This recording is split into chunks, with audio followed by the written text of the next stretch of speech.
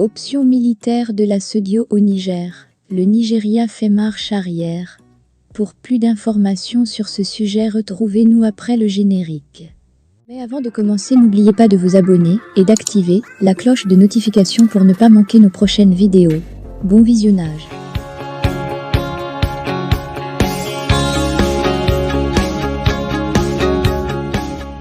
La lutte contre la corruption est une des conditions de la bonne gouvernance.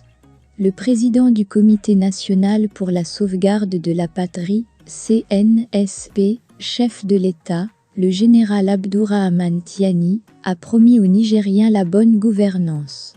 Il faut le croire. Pourquoi ? Parce que ces premières décisions de chefs d'État conséquents auront été de relever de leurs fonctions les directeurs généraux des offices et sociétés d'État en lesquels il n'a pas confiance ou sur lesquels pèsent des soupçons de corruption, de concussion, de détournement et ou autres actes de délinquance économique et financière. Qui a fait mieux en si peu de temps ? Personne. On a accusé ici et là le général Abdourahmane Tiani et ses frères d'armes de commettre un déni de droit et de procéder à une chasse aux sorcières. Que nenni ? N'importe quel inspecteur d'État ou inspecteur des finances vous expliquera que la procédure en matière de soupçon de corruption tient en 3 phases. D'abord, la personnalité soupçonnée est relevée de ses fonctions. Ensuite, ses biens sont mis sous hypothèque ou sous séquestre par mesure conservatoire pour qu'elle ne puisse organiser sa faillite financière. Enfin, une information judiciaire est ouverte à son encontre, pour dire le droit.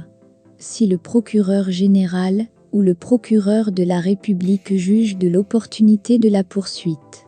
Et, comme pour prouver leur mauvaise foi, certaines de ces personnalités relevées de leurs fonctions ont déjà commis des conseils, dont l'axe de défense serait la maladie présumée de leurs clients pour leur permettre d'aller se faire soigner hors du Niger, pour échapper à la justice.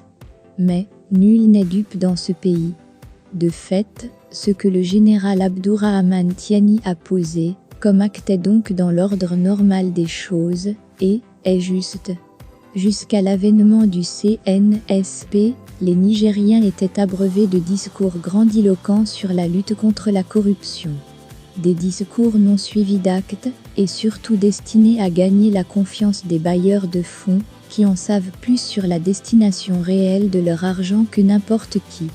Imaginez ce qui serait arrivé si le CNSP n'avait pas agi ainsi avant même la formation du gouvernement.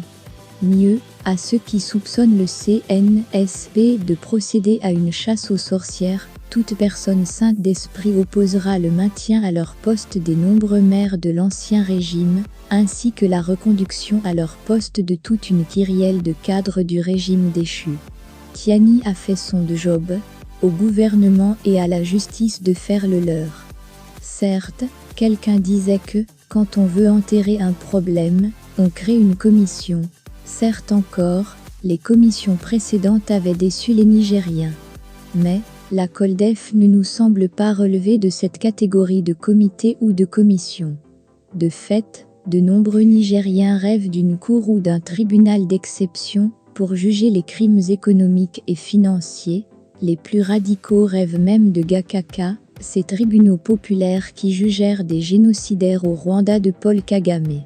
C'est dire que la question de la corruption révèle à quel point les Nigériens ont soif de justice. La lutte contre la corruption au Niger a fait l'objet de nombreux discours, et on l'a dit, mais aussi d'études et d'enquêtes. L'une de celles-ci, l'état de la corruption au Niger, réalisée en 2009 par Transparency International et l'Association nigérienne de lutte contre la corruption, ANLC, n'avait pas été considérée par l'ancien régime, qui l'avait même jeté aux orties. Or, l'enquête sur l'état de la corruption au Niger est une somme d'enseignements sur les figures de la corruption au Niger, et surtout sur la façon de la combattre. Les 287 pages de cette enquête sur laquelle nous reviendrons sont